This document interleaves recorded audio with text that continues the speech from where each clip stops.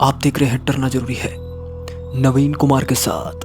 तो आइए दोस्तों बढ़ते हैं आज की कहानी की ओर।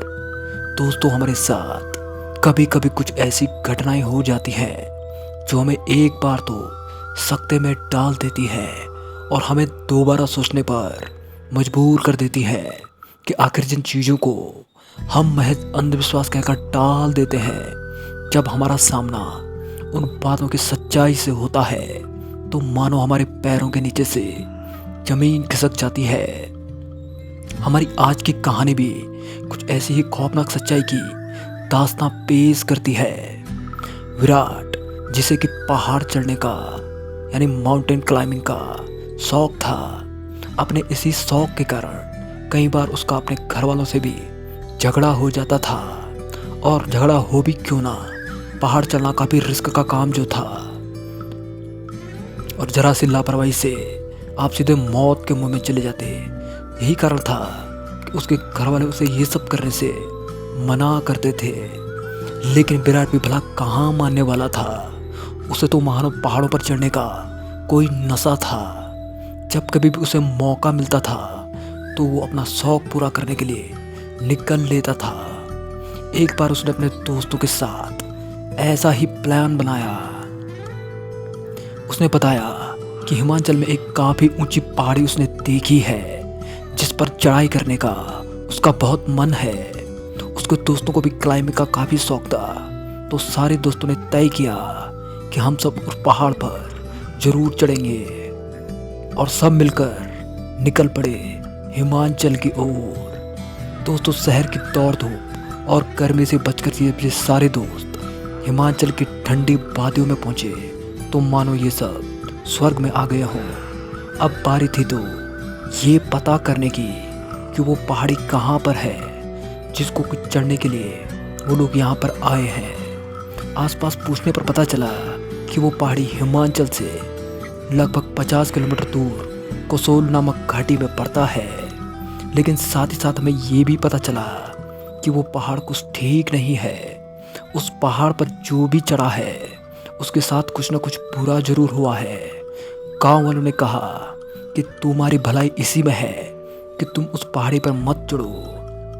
दोस्तों उनकी ये बात सुनकर हम थोड़ा हिचकिचा गए और मैंने उन गांव वालों से पूछा, अरे उस पहाड़ पर ऐसा क्या है जो तुम हमको मना कर रहे हो? तो गांव वालों की उन्हें बताया कि उस पहाड़ पर कई लोग लापता हो चुके हैं। उन लोगों के साथ क्या हुआ और वो कहाँ चले गए किसी को कुछ भी पता नहीं चला।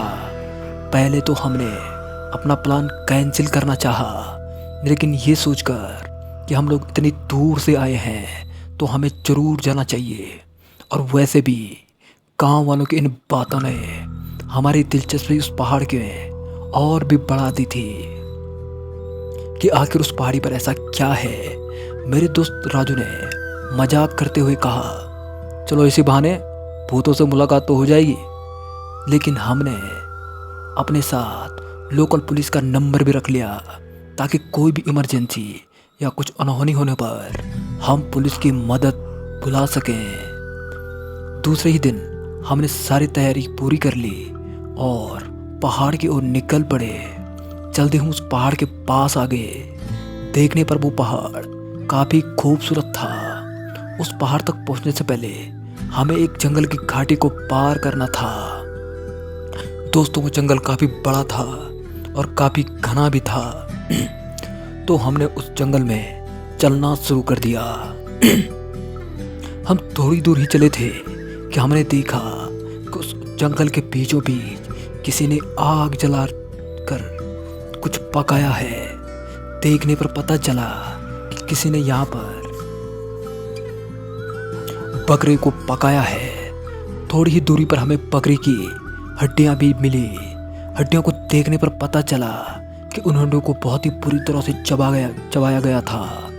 दोस्तों देखने में तो ऐसा लग रहा था कि ये काम किसी इंसान का तो था ही नहीं। हमने इस चीज़ को इग्नोर किया और आगे बढ़े।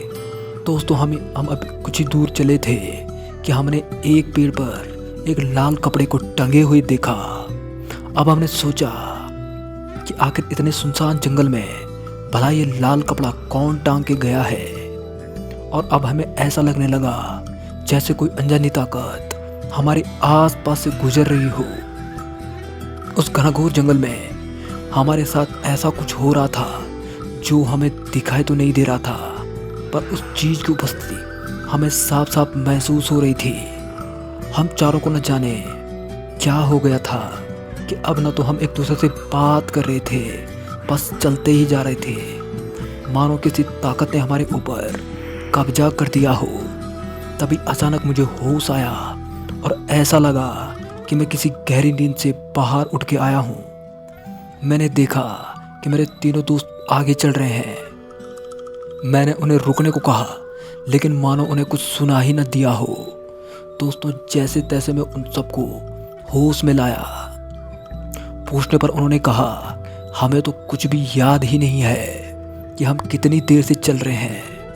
ये सब होता देख हमने तय किया कि आगे नहीं जाना है, क्योंकि आगे बढ़ना बिल्कुल भी ठीक नहीं है। और हम वापस लौट गए। हमने गाँव वालों से भी इस घटना की जिक्र किया, तो उन्होंने बताया कि इस अदृश्य शक्ति ने तुम्हें काबू में कर दिया था। वो तो अच्छा हुआ कि तुम सही समय पर उस ताकत के चंगुल से छूट गए, वरना तुम्हारे साथ कुछ भी हो सकता था। दोस्तों, वो घटना मुझे आज भी याद है कि आखिर उस जगह हमारे साथ वो अजीब वाकया आखिर हुआ तो हुआ क्या था। तो दोस्तों, इस कहानी में इतना ही। मिलते हैं नेक्स्ट वीडियो में। तब तक के लिए goodbye and take care.